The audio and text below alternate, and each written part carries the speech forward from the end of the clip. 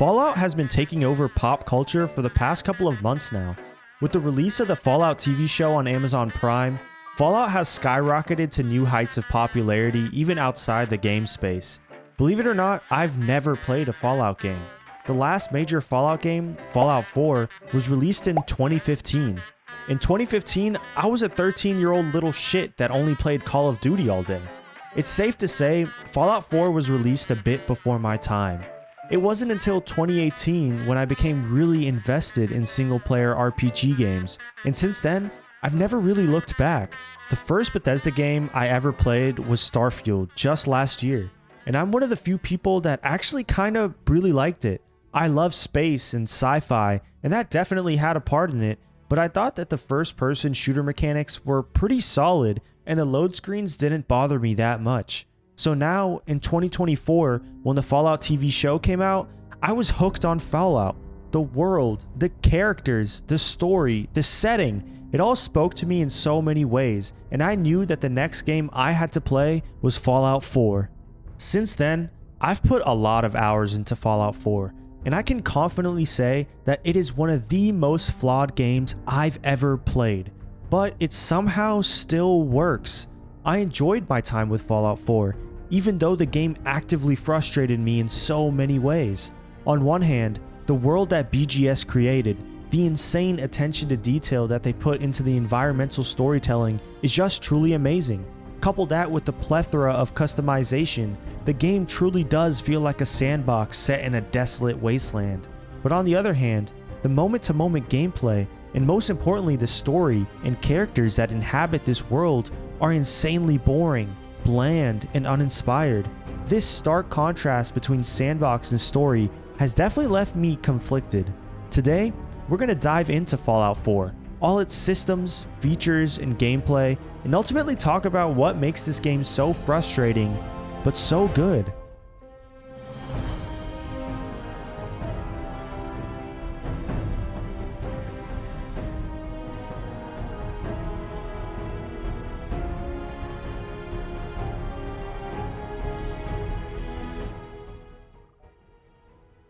So, first off, we're going to talk about the overall open world of Fallout 4. Fallout 4, simply put, has one of the most detailed open worlds I've ever seen. The map is pretty decently sized, with plenty of dungeons that you can explore. There's extreme detail around the map, and the environmental storytelling is simply off the charts. In this aspect, the game does rival games like Red Dead Redemption 2 and The Witcher 3, but I'm getting ahead of myself. Let's start with the basics. Fallout 4 is set in the Commonwealth, or in other words, the city of Boston and its surrounding areas. Now to me, my first thought is that this isn't the most interesting setting in the world. Boston is a city in the Northeast, and it has historical significance to the US, but it's not as recognizable as, say, a New York, or an LA, or even Denver. But that doesn't really matter here. Bethesda did a fantastic job of taking Boston and its surrounding areas and making it extremely interesting. Look, I know I've said this word a lot up until this point, but this is truly where the environmental storytelling shines. For example, the main city in the game is Diamond City. And while I think the significance and size of the city is pretty disappointing, more on that later, it's hard to argue that the city isn't the epitome of environmental storytelling.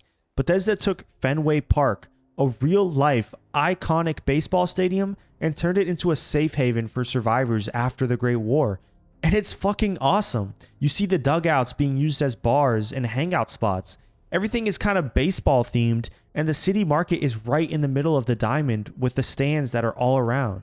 It's such a cool adaptation of something that exists in the real world and is recognizable. And it also makes sense in the context of Fallout. In a world with raiders, super mutants, and feral ghouls, the people that just want to live a semi-normal life would want to live in a place with high walls and good security as to ensure that this is the safest place in all of the Commonwealth. And it's not just Diamond City. All the points of interest on the map are unique and offer their adaptation of what life may look like in the greater Boston area if nuclear war were to actually ever occur. However, Fallout as a series has an innate struggle with color palette. You're in a nuclear wasteland. Everything is going to be dead and brown or rusting and red. So as a developer, I can see it being difficult to turn those muted browns and reds into an appeasing game with visuals that entice the player. And for the most part, I think Bethesda partially fails here. This is a common trend you'll hear come up throughout the video, but I think Bethesda's technology was severely lacking for the time. Look, the world may be great, but the visuals are rough. Textures are blurry, the people look out of the Xbox 360 and PS3 era. Like Starfield, there are constant load screens whenever you enter a building, but in all honesty, I think they're more annoying here. If you think I'm being harsh, maybe I am. But in the same year, games like Witcher 3 and Batman Arkham Knight released. These games had no loading screens, and the visuals are still considered best in class today. Witcher 3 in particular is insanely similar to size and scope of Fallout 4. It has a larger open world with no load screens. There's a similarly sized story and similar open world activities, yet the visuals are still to this day out of this world. Maybe Witcher 3 is just an anomaly, but it could be done. And for a studio as big and as respected as Bethesda, I expected more in this department. The other major gripe I have with the open world is the fast travel system. Bethesda opted for a system where every time you discover a point of interest, you can fast travel to it from anywhere on the map. In theory, this is a good idea. I mean, the world is large, and walking from one end of it to another would be brutal every time you wanted to go from the Prydwen to, say, Sanctuary Hills. But in practice, this system encourages you to spam fast travel. There are so many point of interests on the map that once you discover it once, it's hard not to fast travel there anytime you want to go back. On top of that, say you get an objective to go to a POI you have yet to discover. The easiest and fastest way to go about getting there is to fast travel to the nearest POI you do have unlocked and then walk from there. I get why Bethesda did this. Like I said, Fallout 4 has a pretty big map, and it would be difficult to walk across it every time you wanted to go to a point of interest you've been to thousands of times. But it's just that. You have to walk there. Again, technical limitations have prevented BGS from adding land vehicles to the game. Even in the context of the world, it makes no sense. The Brotherhood of Steel has massive flying vertibirds that can take them from state to state across the United States. But no one has made a working car or a working motorcycle yet?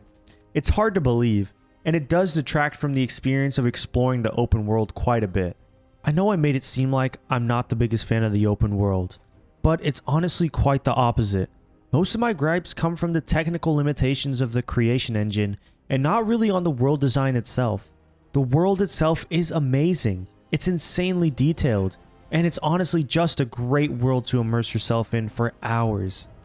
But what good is a great world to immerse yourself in if there's not enticing gameplay systems to keep you there? So let's talk about it. The gameplay itself is broken into two parts. You have the moment-to-moment gameplay with its first-person shooting mechanics, gun customization, and inventory management, and then you have the base building mechanic, which is the second part of those gameplay systems. Let's talk about the moment-to-moment gameplay first. Single-player first-person shooter RPGs are kind of known for having floaty shooting mechanics with guns that don't really feel like real guns. And for the most part, this also rings true in Fallout 4.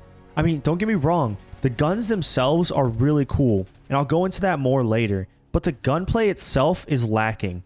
It's pretty hard to aim and hit targets farther away, and this is made exaggerated by the janky encounter design. This is countered by the use of VATS, but in my opinion, VATS kind of detracts from the gameplay experience.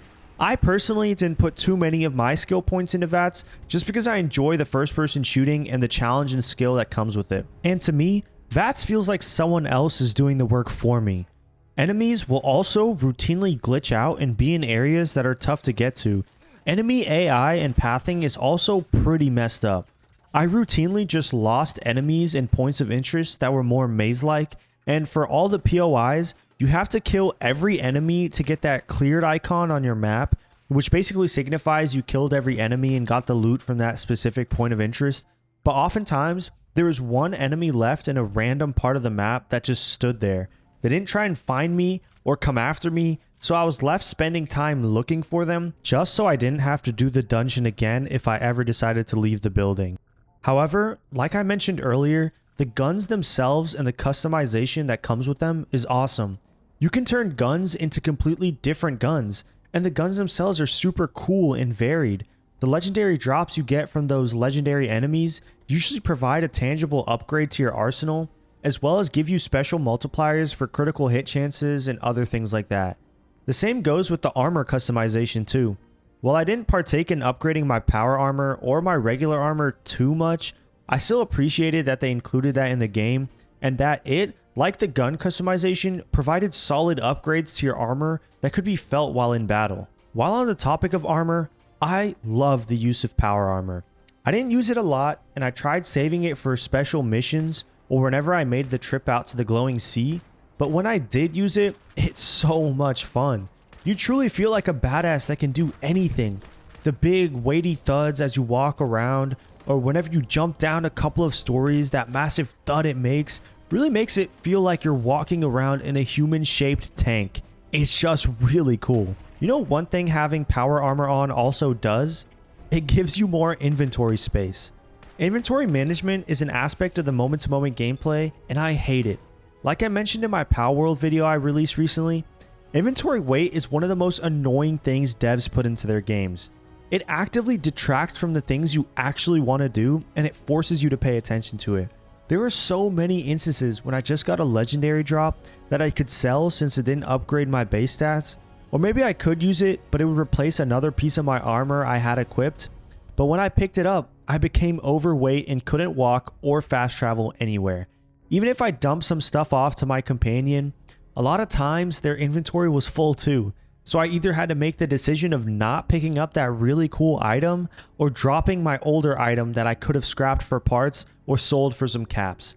This forces you to always put your skill points into the strength section just so you can increase your carry weight capacity, which kind of defeats the purpose of an RPG where you should be able to make whatever type of build you want. While on the topic of skill points, let's talk about them. Skill points for the most part I think are done pretty well. I like that you have your base stats like perception, strength, and luck that upgrade your base stats, but then you can also get niche upgrades within each of those categories. It allows you to have a lot of agency over how you want your character to build out and what type of character you want to make. There are a couple of skills you almost certainly want to upgrade, like lockpicking, hacking, and of course your strength, but other than that, how you build out your character is truly up to you, which I appreciate. So, I mean, overall, the moment-to-moment gameplay is a mixed bag. The gunplay is honestly not the best, and the inventory management truly sucks, but the customization is some of the best I've seen in a game like this, and the skill point system is pretty well distributed, which I definitely appreciate. However, like I also mentioned before, the other aspect of the gameplay is the base building. Now, fair warning, I'm not really a base building type of guy, but I did a couple of the Minutemen missions where it requires you to build some stuff for Sanctuary, as well as the main story beats that require you to build some stuff, so I have a pretty surface level idea of the base building mechanic. I think the base building mechanic is overall pretty solid if you're into it. There's a fair amount of buildings, defenses, and resource gatherers that you can build, and I appreciate the fact that these buildings and things are built from resources that you find out in the open world. For example, finding duct tape will give you X amount of pieces of adhesive, which is used in building different structures and defenses on your base. This incentivizes you to pick up that stuff that you would find out in the wild that seemingly looks like junk, but it's actually used on your base in a meaningful manner. I've seen the huge and awesome structures that people have built on YouTube and over on Reddit, so I know there's a community of people out there that loves this stuff, and I really respect it. I think it's a very solid system if you're into it, and is the reason this game has stayed so relevant throughout its almost 10 years it's been out. Overall, I think the gameplay for Fallout 4 is a mixed bag. Like I said before, I truly think it's the technical limitations Bethesda had that prevented the gameplay for Fallout 4 from being great. The ideas are there, and the aspects of the gameplay that don't need to be super technical are fantastic, like the gun customization and armor customization. But the janky encounter design and floaty FPS mechanics really hold this game back in the gameplay department. On the other hand though, if you're a person who really doesn't give a shit about those things, and all you care about is base building and resource gathering, you can absolutely tolerate the janky combat and have a fantastic time in this game. But for a narrative-driven RPG player like myself, these flaws are hard to overlook. Speaking of narrative, it's finally time to talk about the story. Like I mentioned earlier, the story is truly where Fallout 4 falls the flattest. The main story is insanely contrived, the characters are as interesting as pieces of plywood, and the quest design left a lot to be desired. But let's start with the premise. Oh, and major spoilers for the story up ahead, so if you haven't played Fallout 4, I suggest you play it before this section of the video. And one more thing, I unfortunately did not decide to start making this video until after I played through about a third of Fallout 4, so I do not have footage of the opening hours of this game. But back to the story. Fallout 4 starts off pretty strong. You create your character and start in your beautiful 50s inspired home, pre-war of course, and you have a loving wife and a newborn child and everything seems great. Immediately, a man comes to your door and asks you to sign up for the local vault, just in case nuclear war occurs. And just like that, the problems immediately start. Now, like I said previously, the only BGS game I've played before Fallout 4 was Starfield. And while Starfield's quests and characters have their own problems, one thing I appreciated was the dialogue system. Your character, for one, was a silent protagonist. I think the benefits of this is twofold. For one, RPG stands for role-playing game, and so because of this, having a silent protagonist allows you to immerse yourself into the character you created a lot easier. With a voice character, sometimes there's that disconnect between yourself and the character you created. Now, this works for games that have an already established character, such as you play as V in Cyberpunk 2077, and that's an established character with its own backstory. But your character in Fallout 4 is a blank face with a blank backstory, with the only real background being that you fought in some war and that you have a wife and a kid. And the second benefit is that there's no potential for a badly voiced main protagonist. And let me tell you, the main protagonist is voiced horribly. Vault-Tec calling. Good morning. Isn't it? Just look at that sky out there. You can't begin to know how happy I am to finally speak with you. I've been trying for days. It's a matter of utmost urgency, I assure you. What's so important? Why, nothing less than your entire future. If you haven't noticed, sir, this country has gone to heck in a handbasket. If you'll excuse my language, the big kaboom is... It's inevitable, I'm afraid, and coming sooner than you may think, if you catch my meaning. Now, I know you're a busy fellow, so I won't take up much of your time. Time being a precious commodity. I'm here today to tell you that because of your family service to our country, you have been pre-selected for entrance into the local vault.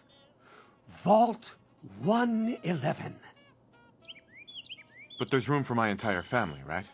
Of course. I mean, as you just saw, dialogue options that you think should be voiced with sincerity completely miss the mark on tone, and it really distracts from the story when your character seems like a one-dimensional asshole that always is slightly sarcastic every time he speaks. Like you also saw in those clips, the dialogue wheel is also a bad choice for a game like this. When you simplify the potential dialogue options into 4 choices, and then don't explicitly detail exactly what's being said in those 4 choices, there's definitely potential for mistakenly picking a dialogue option, thinking it was going to be one tone, and it being a completely different one. This happened to me on multiple occasions throughout the story, and it was very frustrating because I thought I was maybe picking a dialogue option that had some sincerity to it, but what was actually said was completely different and it was sarcastic. Again, it really distracts from the story that the game is trying to tell when you're constantly taken out of it by the shoddy voice acting and the inaccurate dialogue wheel. But anyway, back to the story. You sign up for the vault, and conveniently 5 minutes later, the sirens sound and it's time for you to run to the vault. So, you run to the vault, and when you get there, you see a massive nuclear explosion as you're slowly lowered into the vault. For the most part, this is done really well. I like the spectacle of showing the explosion and the frantic run to the vault. Fallout 4, aside from the voice acting of course, has a strong few opening minutes that really captures the vibe and sets up the story it's trying to tell. Once you're lowered into the vault, you're told that you're only going into decontamination chambers so you can get into the actual vault, but instead you're cryogenically frozen. as you're frozen, you can still see everything. And shortly after, you see a mysterious group of people come in, open the chamber that your wife is inside, shoot your wife, and take your newborn baby. You're hopelessly stuck in your chamber with no escape, watching as your wife is killed and your child is taken from you. Then suddenly, the chamber opens and you're let free. You make your way out of the vault and are met with the desolate wasteland of the Commonwealth. Like I said previously, the premise is really well done. There's spectacle, there's emotion, and most importantly, there's mystery. Who killed your wife? Who took your child? Why have you been let out? These are things that must be answered. Unfortunately, the answers to these questions are boring. So this is where the game officially opens up and lets you free into the world of the Commonwealth. You're given one objective: go back to Sanctuary Hills, your neighborhood, and look for clues there. This is where I got my first look at the wasteland, and I really liked it. Everything is broken down. There's skeletons everywhere. Not a single thing left standing is in good shape. It reminded me a lot of the show and how it portrayed the wasteland of California, and I really appreciate their attention to detail in this regard and the continuity they have between all their titles. So you get to Sanctuary Hills and you find Codsworth, your old house robot, still kicking around, and he tells you that going to Diamond City might help you find Sean, your son. This is where you're officially free to do whatever the hell you want. You can now completely ignore the story and go explore and find the hidden secrets that the Commonwealth has to offer. And to be completely honest, I wish I had done that. I think I would have had a much better time if I had just ignored the story at this point and just wandered around. But this is an excellent time to bring up how the story does everything but encourage you to explore. You see, the whole premise of the main story is centered around you finding your son. Along the way, you hope to seek answers about who took him and why they killed your wife. But because of this narrative, there's an artificial sense of feeling rushed, because naturally, any human would not stop to find a random old lady and help her find some drugs so she can get high, which is a real side quest by the way, but instead, try and find their missing son as quickly as possible. Cyberpunk 2077 had a similar contrived feeling, as your main character is said to be literally dying and only have weeks left to live. You wouldn't want to do random side quests and gigs, and instead you want to try and find a cure as quickly as possible. But back to Fallout 4. Because of this, I went straight to Diamond City because logically that felt like the next step in my journey for finding my son. So I embarked on the journey to Diamond City, soaking in the sights and sounds of the wasteland, fighting ugly mutated bugs, looting random houses and buildings I saw along the way, until I got to a little town on the outskirts of Boston known as Concord. And to my surprise, I heard gunfire. When I went to explore where it was coming from, I saw raiders attacking a bunch of people in an old church. I decide why the hell not and help them. To my surprise, they're last survivors of an old organization known as the Minutemen. And look, I get that conveniently one of the main factions in the game just so happens to be under attack right in the path to Diamond City, but I couldn't help but feel immersed when this happened. No one told me to go this way. There's no GPS system that outlines the path that you have to take, so there's absolutely a chance that I would have missed them. But I didn't, and it felt natural. Unfortunately, this kicks off the worst faction side quest in the entire game. The Minutemen were a once great, but now forgotten group of people that were focused on helping the local people of the Commonwealth in their day-to-day needs. And now, the Minutemen need your help. A random vault dweller that just so happens to have lived in the neighborhood that was prophesized to be a safe haven to their people, which is Sanctuary Hills. So you take them to Sanctuary Hills because you obviously know where it is, and this is where the game introduces you to the base building mechanic. And like I said earlier, it's a cool system, it's just not for me. But the quests that come after are computer generated garbage. All the Minutemen questline really consists of, aside from retaking a castle that once belonged to them, is helping out various settlements throughout the Commonwealth with various random shit. Whether it's setting up defenses against raiders, or helping so-and-so get their lost son who was taken by raiders, or whatever it is, there's a reason why. Hey, I took care of those super mutants. The settlers were relieved to not have them to worry about anymore. Thank God. Super mutants. Civilians just don't stand a chance against them. As usual, I've got something else for you. Became such a meme. It's boring, fetch quest-esque garbage, and it's insanely frustrating to deal with. This easily makes the Minutemen the least intriguing of the factions present in the game. And while their leader, Preston Garvey, is a nice enough guy, there's absolutely no character development aside from him giving you boring-ass exposition of the backstory of the Minutemen. And in fact, this is a major problem with a lot of characters in the game. But we'll get there soon enough. Fast forward a little, after completing some annoying ass side quests for the Minutemen, I arrived at Diamond City. This is where I met Piper, a journalist being hassled by the mayor of Diamond City on her reporting on the Institute. Oh man, where to start with the Institute? They're a shadowy organization that are rumored to show up at night, kidnap people, and replace them with synths that look, talk, and act just like them. They're said to be terrifying, and everyone in Diamond City is terrified of them. Bethesda was definitely trying to create a sense of social instability here. Brothers are accusing their siblings of being synths. People won't serve other people in Diamond City if they think you're a synth. It's very reminiscent of the Red Scare that happened in the US in the 1950s, and I think Bethesda was trying to replicate that. However, once you find out who the Institute is, that illusion shatters immediately. For now, let's talk about Diamond City. Like I mentioned earlier, the idea of Diamond City is really cool. It's built inside Fenway Park with all the dugouts being used as bars, and the houses of people are in the stands. The market is at the center of Diamond City, but again, Bethesda's severely limited technology prevents Diamond City from reaching its full potential.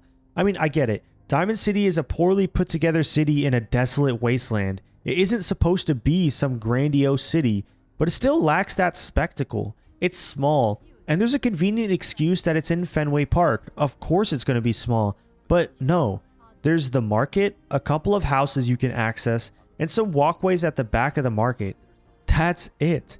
It just takes you out of the immersion a little bit when you're told this is the biggest city in the Commonwealth after the war, with a mayor and actual rules, a housing market, all this stuff, but somehow it's the size of a small neighborhood. However, Diamond City has a very important character that's central to the story, Nick Valentine. A synth turned detective that's going to help you find your long lost son. And that's kinda all the character development you're going to get out of him unless you keep him as a companion. That's literally the only way you kind of find out almost anything about these characters. And it really is frustrating. Like I mentioned earlier, Nick Valentine once again is turned into a vessel for exposition and nothing more. If you took the time to keep Nick as your companion like I did, to be fair, you learn a lot more about him. You learn that his memories are from some real Nick who was a detective, and there was this case about a serial killer who killed the real Nick's wife, and Nick still wrestles with these memories of a wife he technically never had, and you as the player get to help him by finding and killing the serial killer and avenging Nick's wife. But once you do, Nick tells you he doesn't feel any better, and that he had hoped this would free him of the past Nick. All this is amazing character development that can be completely missed just because you decided to keep someone else as your companion. So now, we've reached the middle part of this story. You've settled into the wasteland, you have a clear goal, find the Institute and find your son, and you embark on this journey. The middle part of this story is where it really falls apart. This section really just boils down to, oh, to get to the Institute, I need this. But to get that, I need to find this person, and then that person asks you to find something for them.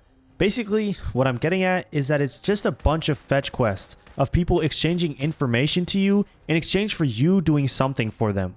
However, along the way, you run into two more of the major factions present in the Commonwealth, so let's talk about them. The first one I met was the Brotherhood of Steel. Now, they were present in the Fallout show, and I know that they're a pretty big faction in the rest of the games as well, so I was pretty familiar with their values and ideals. Basically, they're a group of highly militaristic individuals focused on preserving humanity and technology of the world pre-war. Naturally, because of this, they see synths as abominations because of the fact that their main purpose is to replace humans. You learn that their mission in the Commonwealth is eliminating the Institute and all the synths inside it. And naturally, because of this, I leaned more towards them in my playthrough initially. I mean, if you really think about the premise of this story, the Brotherhood of Steel by far is the most established and capable vessel in the Commonwealth to help you get to the Institute as fast as possible, find your son, and eliminate the rest of the Institute. It also helps that the companion for the Brotherhood of Steel is probably one of the best written side characters in the game. Paladin Danse is a man who lives by the Brotherhood of Steel's rules. He is loyal to a fault, he hates synths, and he's that stereotypical military tough guy, but he also takes a liking to you. You help him find his long lost brothers, and he appreciates your ideals of finding your son. This makes him a really likable guy. He wants you to succeed and gives you all the tools and connections you need to do so.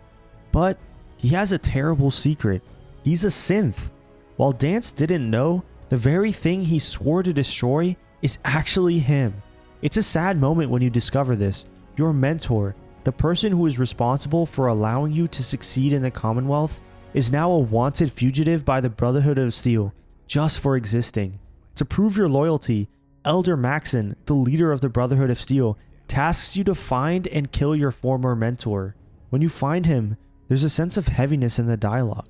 Like I said, Danse is loyal to a fault, and he implores you to kill him and pledge your loyalty to the Brotherhood of Steel. It's truly one of the only sad moments in the game, and it's excellently done. You have a choice of whether to kill him or spare him, but I chose to honor his wishes in the end.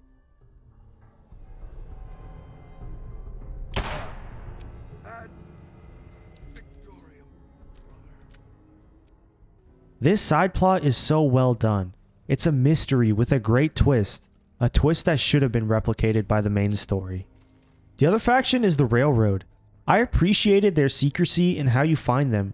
You hear of a tip to follow the Freedom Trail, a real-life trail in Boston, and through this you learn various clues that lead you to the Railroad's hideout. The Railroad are the polar opposites of the Brotherhood of Steel. They are synth sympathizers. They see synths as being as much human as the biological ones, and their goal is to help escaped synths from the Institute find a new home away from prying eyes. Off the bat, you can clearly tell this isn't as big or as robust of an organization as the Brotherhood of Steel, but that's okay. I chose to embark on the side quest for the Railroad as well, because they brought up genuine moral questions on what constitutes as a human, and if we have the right to decide that. However, the characters in the Railroad questline are a little boring. You have some solid personalities like Tinker Tom, and the Railroad's leader Desdemona is strong and righteous in her ways, but as far as I could tell, there was no selectable companion for the Railroad, and because of this, little characterization is done for the agents in the Railroad. One thing I should mention for both the Railroad and the Brotherhood of Steel is that they both have those procedurally generated quests like the Minutemen. However, unlike the Minutemen quests, they're not nearly as annoying or as tedious as those. The Brotherhood of Steel has you requisition farms across the Commonwealth for the Brotherhood of Steel and their soldiers. You can do this by force, or if your persuasion skill is high enough, you can convince the farmers to give you their crops. Again, this is super easy and it's kind of tedious, but it beats the missions from the Minutemen by a long shot. On top of that, you get decent cash from it, so it's not a bad gig. The Railroad's generated quests have to do with setting up various tech throughout the Commonwealth. Again, it's pretty boring, but it's not as bad as the Minutemen. So, as you progress through the storylines of both the Brotherhood of Steel and the Railroad while also doing the main quests, I found that the middle section of this game goes by really fast. To be completely honest, there's not a lot of story here, and before you know it, you're knocking on the door of the Institute. So up until this point, you can technically do all the side quests for all the factions without having any sort of consequence, but that all changes once you learn how to get access to the Institute. So you learn that the Institute is hidden under the ruins of CIT, which is basically fictional MIT, and that the only way in or out is through teleportation, which, okay, I guess. One thing I appreciate about Fallout is how everything that I've seen up until this point is plausible in a nuclear Fallout. Mutated bugs and people, while unrealistic, is still something that theoretically could happen in a nuclear Fallout. But teleportation? I feel like that puts this game square into the science fiction category in a way that doesn't seem consistent with Fallout's themes. Now, I could be wrong about this considering I haven't played any other game, so please feel free to let me know in the comments if this is something that I missed. Moving on, however, you have to build a teleporter to gain access to the Institute, and this is where you start siding with one faction over the other. It doesn't happen instantaneously, but you start to see it. You start having some choices to make. Which faction do you want to go to for help on how to make the teleporter? Which faction's quest do you want to complete once inside the Institute? All these are questions you have to start asking yourself. I chose to go to the Brotherhood of Steel for help on getting into the Institute because, again, I felt like the resources they had were the best equipped on handling the Institute. So I geared up, built the teleporter, and was off to the Institute.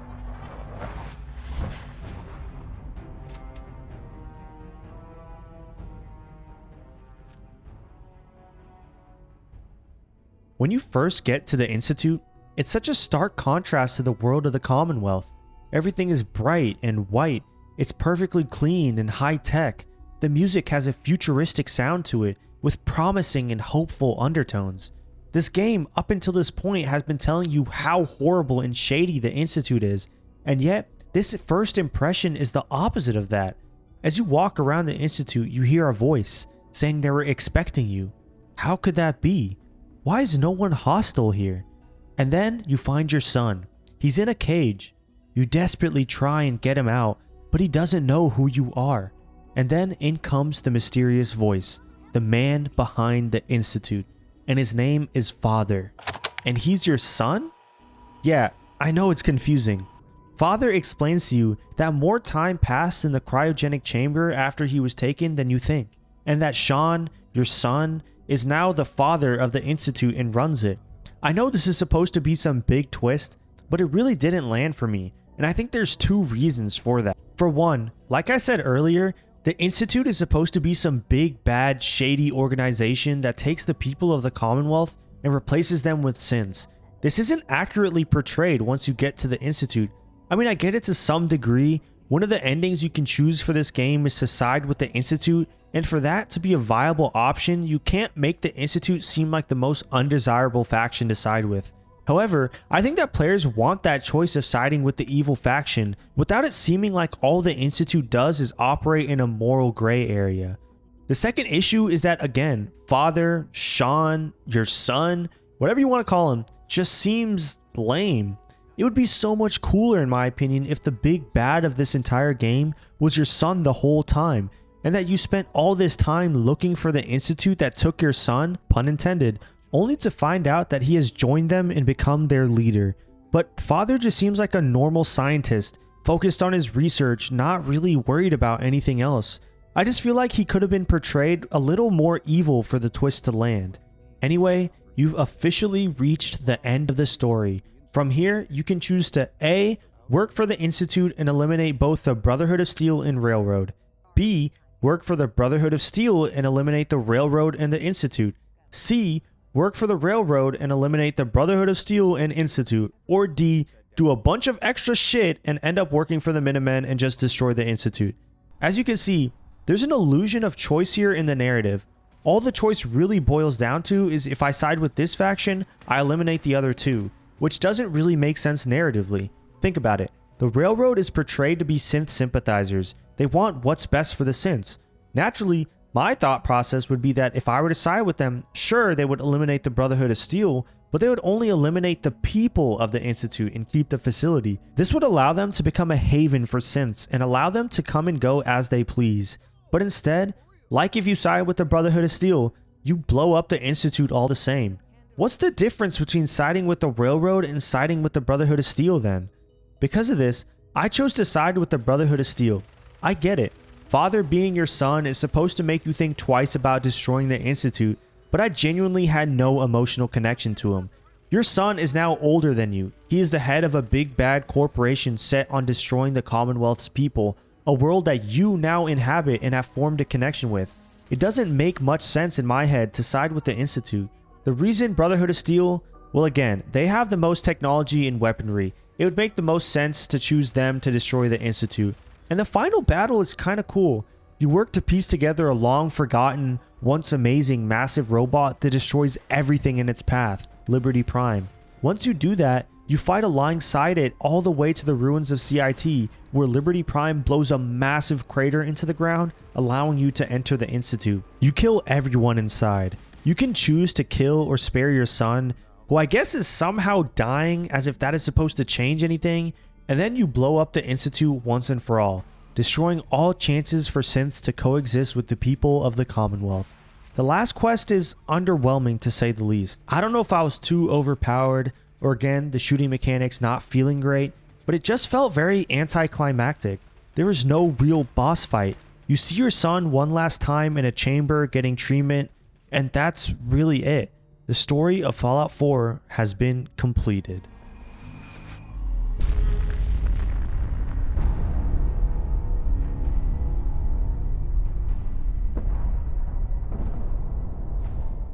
Fallout 4's story was very underwhelming, and it's truly a shame that this great world that they built was inhabited by boring NPCs and shallow storytelling and writing. There's fun to be had in some parts, and there's some characterization that goes a long way, but in the end, it was flat, sterile, and largely uninteresting.